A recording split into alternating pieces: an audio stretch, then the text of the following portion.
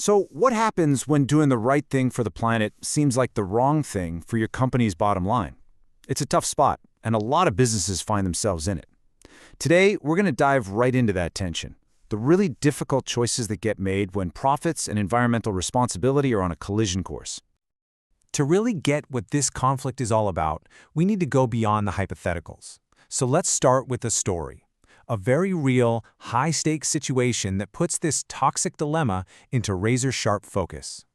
And here's the excuse. This is what a supervisor says to justify turning a blind eye to a huge pollution problem. It's a classic case of putting short-term costs way ahead of long-term responsibility. And, well, it's right at the center of our story. So let's meet our main character, Jared. He's ambitious, he's worked hard for this big promotion. For him, this isn't just a new job title, it's the next major step up the ladder, the one he's been waiting for. But just a few weeks in, Jared gets this feeling that something is off. See, the company has these super strict rules for getting rid of chemical waste, but the paperwork, the actual proof that anyone is following the rules, it's gone. Or actually, it's worse than gone. It's like it never even existed. So Jared starts digging. He confronts his assistant manager, and that's when the shocking truth comes out. To save time and money, employees have just been dumping toxic waste straight into the local river. And this isn't some new problem. It's been going on for years. And the impact? It's devastating. Jared finds these reports showing that the local fish populations have just plummeted. And the fish that are left, many of them are deformed, sickly. Suddenly, this isn't just about breaking some corporate rule.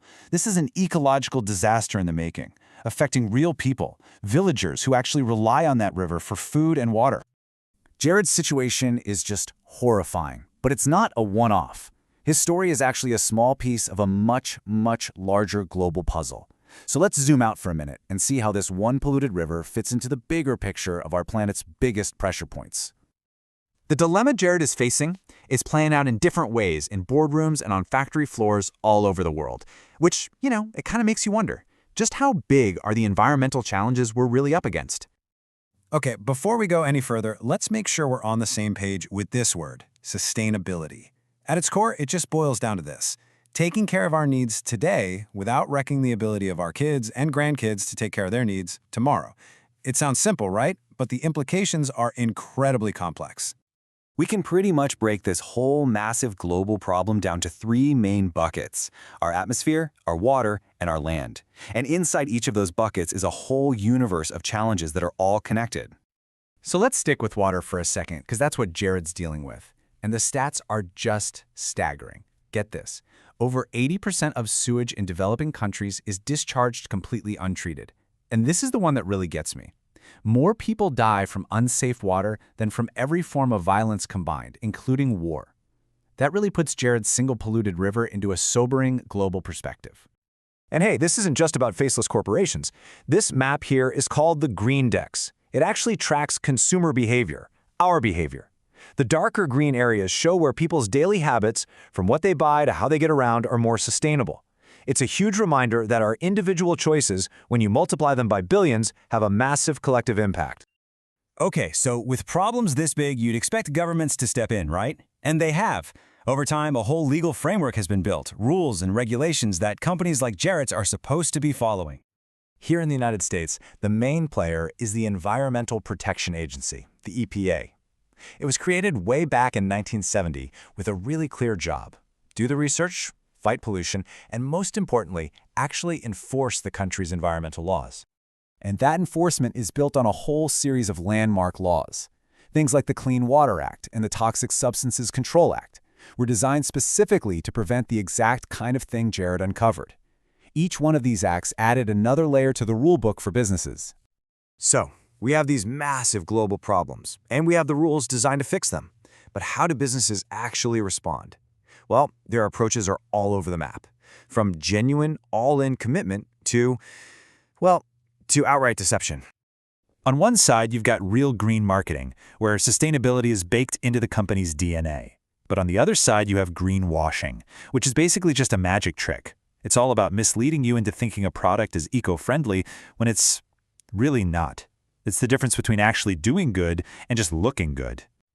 Let's circle back for a second to Jared's boss, Jonathan. That excuse he gave, that other factories are probably polluting too, that is a textbook example of the kind of thinking that leads to doing nothing, or even worse, to greenwashing.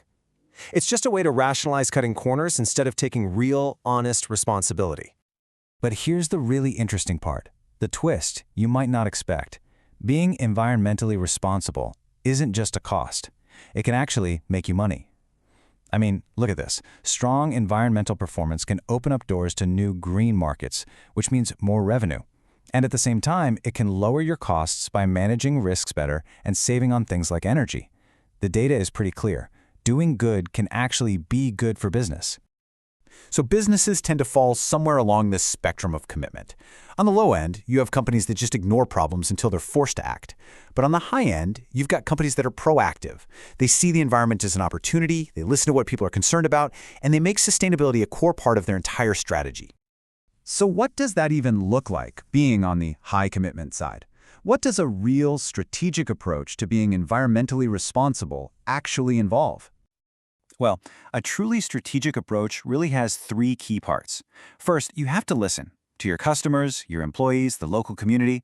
Second, you have to analyze the environmental risks of every single business decision you make. And finally, you have to be transparent. Audit your own efforts and then share the results, good or bad. It's about being proactive instead of just reactive. At the end of the day, it really just comes down to perspective. A low-commitment company sees all this as a threat, a cost they have to deal with, a regulation they're forced to follow. But a high-commitment company, they see it as an opportunity, a chance to innovate, to build a stronger brand, and to lead the way forward. And that brings us right back to Jared, standing at that crossroads, trying to figure out what on earth to do about that polluted river. His dilemma isn't just a question for one manager at one company. It's a question for all of us, for our entire global economy. When profit and the planet seem to be at odds, which path are we going to choose?